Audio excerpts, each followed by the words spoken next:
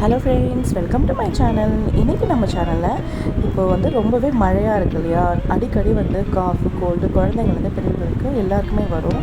So அது சரியாகிறதுக்கான ஒரு home remedy தான் சொல்ல போகிறேன். இது ஒரு சிம்பிள் டிப்ஸ் தான், ஆனால் இதனால் கண்டிப்பாக எல்லாருக்குமே பயனுண்டு. மிளகு பால் தான் எப்படி பண்ணுறதுன்னு சொல்ல போகிறேன். ஃபஸ்ட்டு பாலை நல்லா சூடாக காய்ச்சிக்கோங்க. இந்த மாதிரி பொங்கி வரணும் பால். நல்லா சூடானதுக்கப்புறம் பால் பொங்கி வரதுக்கப்புறம் ஸ்டவ் ஆஃப் பண்ணிவிடுங்க.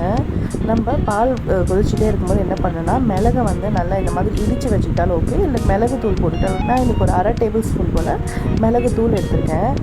அதோட வீட்டில் இருந்த விரலி மஞ்சளை அரைச்சி வச்சுருக்கேன். நீங்கள் வேணும்னா மஞ்சள் தூள், வீட்டில் இருக்கிற மஞ்சள் தூளில் ஒரு 1/2 டேபிள் ஸ்பூன் போல் மஞ்சள் தூள் ஆட் பண்ணிக்கலாம். விரலி மஞ்சள் வந்து இன்ஸ்டண்ட்டாக டக்குன்னு அரைச்சி யூஸ் பண்ணும்போது நல்லாவே வந்து நம்மளுக்கு வந்து பவர் கிடைக்கும். அதாவது கோல்டு சீக்கிரமாக சரியாகும். அதோடு நீங்கள் பார்த்தீங்கன்னா சர்க்கரை வந்து ஒரு டேபிள் ஸ்பூன் போல் ஆட் பண்ணிக்கிறேன். உங்களுக்கு வேணால் நீங்கள் நாட்டு சர்க்கரை, பனங்கருப்பட்டி, இல்லை வந்துட்டு இது பனங்கற்கண்டு அதெல்லாம் யூஸ் பண்ணிக்கலாம். அதுக்கப்புறம் சூடான பால் எடுத்து இதில் வந்து ஊற்றிட்டு நான் நல்லாவே ஆற்றிக்க போகிறேன். இது 2லேருந்து 3 நிமிஷம் போல் நல்லா ஆற்றிக்கணும். ஏன்னா வந்து அப்போ தான் அந்த மிளகோட காரம் வந்து இதில் நல்லாவே இறங்கும்.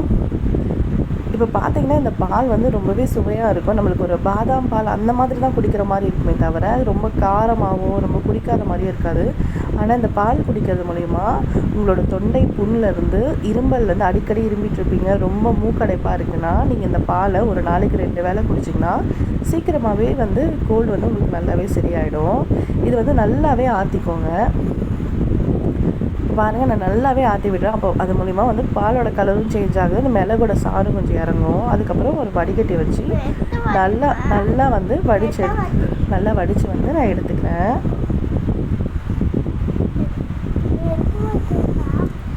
வடித்ததுக்கப்புறம் இந்த திப்பியெல்லாம் இதில், இதுவே நீங்கள் மிளகு தூள் போட்டிங்கன்னா அந்த தூள் இதில் இருக்கும். நான் இடிச்சிட்டு சேர்த்தனால எல்லாமே வந்துட்டு அந்த வடிகட்டிலே போயிடுச்சு. அவ்வளோதான் ஃப்ரெண்ட்ஸ்.